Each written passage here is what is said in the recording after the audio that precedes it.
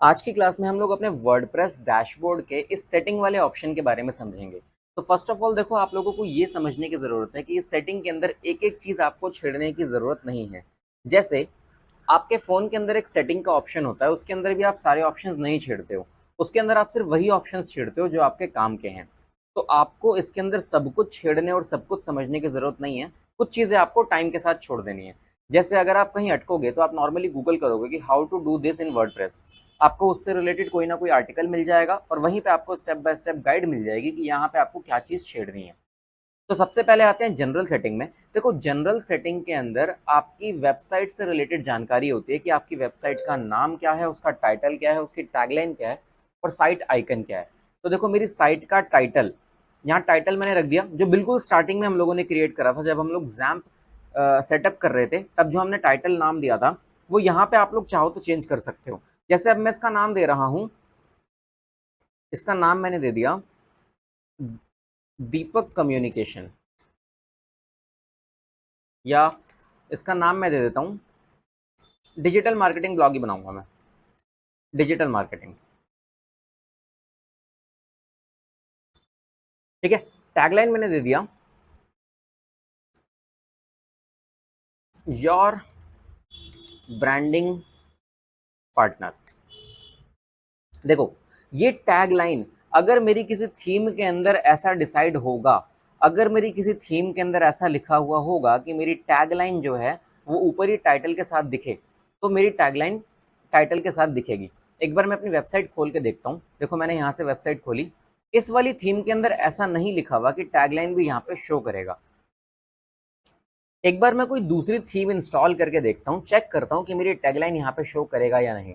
मैं general setting में आ गया, फिर से मतलब अपने डैशबोर्ड में आ गया। एक बार चलते हैं अपने थीम्स पे, अपीरियंस के अंदर थीम।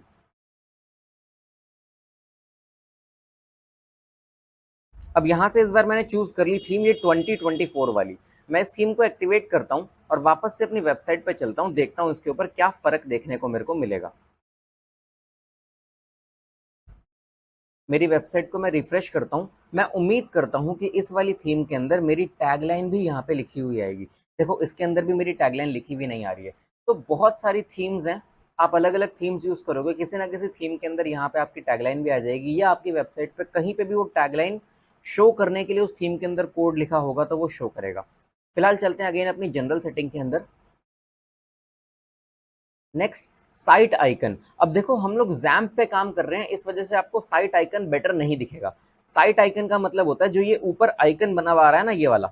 जैसे जो ये आइकन बना हुआ है यहाँ, ये मेरी साइट का आइकन क्या है, इसको साइट आइकन बोला जाता है। यहाँ पे देखो, इसका रेजोल्यूशन दे रखा है 512 इंटू 512 पिक्सल। तो आपके पास अगर कोई भी स्क्वायर इमेज है 512 इंटू 512 पिक्सल की, तो वो आप लगा सकते हो। फिलहाल मैं ये लगाऊंगा। सेट करने के बाद अगर आप लोग किसी डोमेन के ऊपर काम कर रहे होते तो यहाँ पे आपको वो फोटो दिखती, देखो ऊपर की साइड, यहाँ पे। लेकिन अभी हम लोगों को ये इमेज सही रेजोल्यूशन में नहीं है, ये क्रॉप नहीं कर पा रहा। मैं कहीं से इमेज डाउनलोड कर लेता हूँ।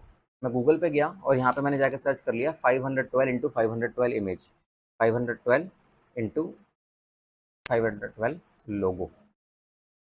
ठीक है, कोई सा भी एक लोगो उठा लेते हैं। बट अभी के केस में ये विजिबल नहीं होगा क्योंकि हम लोग जैम्प पे काम कर रहे हैं।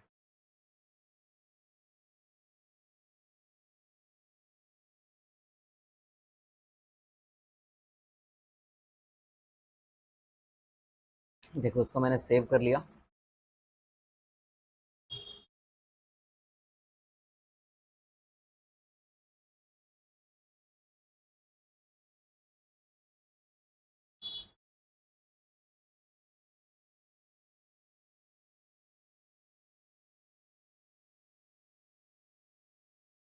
मेरा लोगो ये रहा।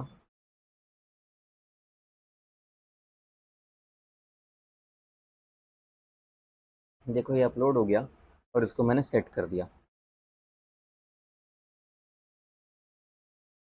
अब इसको क्रॉप करने में कहीं कोई इशू आ रहा है, कई बार ये इश्यूज आते हैं अगर आप लोग जैम्प पे काम कर रहे हो तो। अदरवाइज यहीं से आप सेट कर सकते हो अपनी साइट का आइकन। ठीक है, चलते हैं नीचे। मैं आपको दिखाता हूँ एक बार। मैं अंजनीज.com खोलता हूँ। ठीक है, इसके डैशबोर्ड पे चलूंगा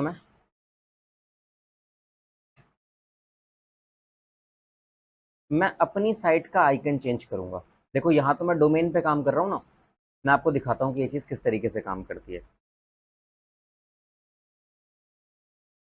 मैं इसकी सेटिंग में गया और सेटिंग में जाने के बाद जनरल ऑप्शन, जनरल सेटिंग के अंदर देखो यहाँ पे चूज अ साइट आइकन आ रहा है, जो कि आइकन अभी ऐसा है। इस आइकन को मैं चेंज करूंगा, चूज अ साइट आइकन। अब अगर मेरे कंप्यूटर में इसका आइकन होगा, लो जी मेरी मीडिया लाइब्रेरी में पड़ा है, ये मैंने चूज कर लिया, फाइनली ओके, क्रॉप। देखो सेव करने के बाद ये यहाँ पे इसके चेंजेस विजिबल हो जाएंगे। देखा, अब मेरी साइट का आइकन चेंज हो गया। तो आप लोग साइट आइकन इस तरीके से चेंज कर सकते हो। अभी मैं दोबारा से engineers.com खोल के दिखाता हूँ आपको। तो देखो यहाँ पे मेरी साइट लोगो चेंज हो गया है। ठीक है, इसको हटाते हैं। साइट आइकन क्या होता है आप लोग समझ चुके हो, ये आपकी वेबसाइट का यूआरएल है, ये आपकी साइट का यूआरएल है, ये आपने जो एडमिन आईडी पासवर्ड दिया था स्टार्टिंग के अंदर वो वाली आईडी है। अगर आप अपनी वेबसाइट पे किसी को ब्लॉग्स वगैरह लिखवाने देना चाहते हो तो यहाँ से आप उसको एनीवन कर सकते हो, ताकि कोई भी आपकी वेबसाइट पर रजिस्टर कर सके। इन चीज़ों के बारे में भी ज़्यादा डेप्थ में जाने की ज़रूरत नहीं है। आप खाली ये समझो कि यहाँ पे किस तरीके के ऑप्शंस आपको दिखाए जा रहे हैं। नेक्स्ट अगर मैं राइटिंग वाले सेक्शन में जाऊँगा तो आपकी वेबसाइट पे जो भी राइटिंग वाला पोर्शन है उससे रिलेटेड आपको एडिटिंग के ऑप्शंस यहाँ पे दिख जाएंगे। जैसे कोई आप अपनी एक डिफ़ॉल्ट कैटेगरी बनाना चाहते हो, जब आप लोग पोस्ट लिखते हो ना, तो पोस्ट के अंदर वहाँ से आप कैटेगरी चूज़ करते हो, हमने पिछली क्लास में देखा था। जैसे अगर आप, मैं जब एसईओ का एग्जांपल दे रहा था, तो आप चाह रहे हो कि अगर किसी पोस्ट के अंदर आपने कोई कैटेगरी नहीं दी है तो वो कौन सी कैटेगरी में आएगा। यहाँ से एन कैटेगराइज्ड है, या अगर आप कोई कैटेगरी चूज़ करना चाहते हो तो कर सकते हो। नई कैटेगरीज बनाने के लिए आप वापस से यहाँ पोस्ट में चले जाओगे और कैटेगरी में जाके एक नई कैटेगरी क्रिएट कर दोगे। पोस्ट का फॉर्मेट क्या होगा, स्टैंडर्ड है, चार्ट है, गैलरी है, पता नहीं क्या क्या है, इनको आप यूज़ करके देखोगे तो आप उसका फॉर्मेट चेंज कर सकते हो। अगेन ये भी कोई बहुत ज़्यादा खास काम की चीज़ें नहीं है। ठीक है, मेलिंग वगैरह के बारे में आगे हम लोग देखेंगे, प्लगइन से इस चीज़ को यूज़ करना समझेंगे। रीडिंग के अंदर आपकी वेबसाइट जैसे यूज़र को दिखती है उसमें आप क्या चेंज लाना चाहते हो ये आप यहाँ पे सेट कर सकते हो। जैसे अभी स्टार्टिंग में हम लोग डिसाइड कर रहे थे कि होम पेज क्या होता है, चलो एक बार एक पेज क्रिएट करते हैं फिर से। अभी तक तो क्या होता है, आपकी वेबसाइट का पेज पहला ऐसा दिखता है ना, आपकी वेबसाइट का पहला पेज ऐसा दिखता है। तो मैं पेजेस में गया और मैं यहाँ पे ना एक नया पेज क्रिएट कर रहा हूँ, जिसका नाम मैं दे देता हूँ होम या होम पेज, जो भी मेरा मन करेगा वो मैं नाम दे देता हूँ इसका। मैंने इसका नाम दे दिया होम। ठीक, अब मैं यहाँ पे इस होम पेज को थोड़ा सा क्रिएट करूँगा, सुंदर सा पेज बनाऊंगा। एक काम करते हैं, कुछ बने बनाए उठा लेते हैं। तो मैं पैटर्न्स में गया और पैटर्न में मैंने यहाँ पे लिख दिया पेजेस के अंदर, आई होप कोई अच्छा पेज मिल जाए मेरे को। देखो ये वाला तो हमारी वेबसाइट पर मिलता ही है हमें अपने आप।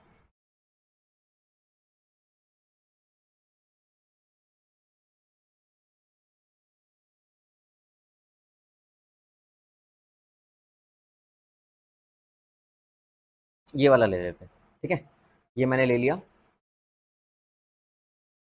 और ये देखो ये मेरा पेज यहाँ पे क्रिएट होके आ गया। इस पेज में मैं कोई एडिटिंग करना चाहूँ तो कर सकता हूँ। मैं ये वाली लाइन चलो अभी नहीं छेड़ रहा मैं। वापस से मैंने प्लस पे क्लिक करा, पैटर्न्स में मैं चला गया और यहाँ मैं पेजेस में चला गया, और यहाँ पे जो भी एक पेज मेरे को अच्छा लगा था वो वाला पेज मैं सेलेक्ट कर लूँगा।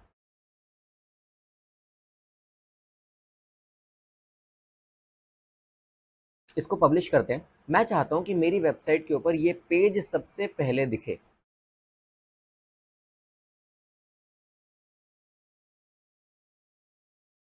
मैंने वीडियो को पॉज करा था किसी वजह से, देखो अब मैं मेरी वेबसाइट को लोड कर रहा हूँ, तब भी मेरा होम पेज वो वाला नहीं आ रहा है। तो इस चीज़ को चेंज करने के लिए मैं अपनी वर्डप्रेस वेबसाइट के सेटिंग वाले टैब में जाऊंगा। यहाँ मैं सेटिंग में चला गया और इसके अंदर मैं रीडिंग वाले सेक्शन को खोलूंगा। अब रीडिंग के अंदर देखो ऑप्शन मेरे को यहाँ पे दिया गया है कि मेरे को होम पेज कौन सा बनाना है, मेरे को ब्लॉग पेज कौन सा बनाना है, ये सारी चीज़ें मैं ऐसे चूज़ कर सकता हूँ। तो मैंने कहा होम पेज पे अभी तक तो खाली मेरे लेटेस्ट पोस्ट शो कर रहा है, कि जो भी पोस्ट मैंने करे होंगे वो यहाँ पे शो करेगा। मैंने यहाँ स्टैटिक पेज पे क्लिक करा और जो भी होम पेज मेरे को दिखाना है मैंने वहाँ टैप कर दिया। अब मैंने जो होम नाम से पेज बनाया था वो मेरा होम पेज बन गया। ठीक है, पोस्ट पेज के अंदर यहाँ मैंने टैप करा, अभी मैंने पोस्ट के लिए कोई पेज नहीं बना रखा है। अगर मैंने मल्टीपल पोस्ट कर रखे होते, चलो एक काम करते हैं, मैं एक पेज और क्रिएट करता हूँ जो कि मेरे पोस्ट शो करेगा। ठीक है, मैं यहाँ फिर से पेज में गया, ऐड न्यू पेज, और यहाँ पे मैंने पेज का नाम इस बार दे दिया मेरा पोस्ट पेज।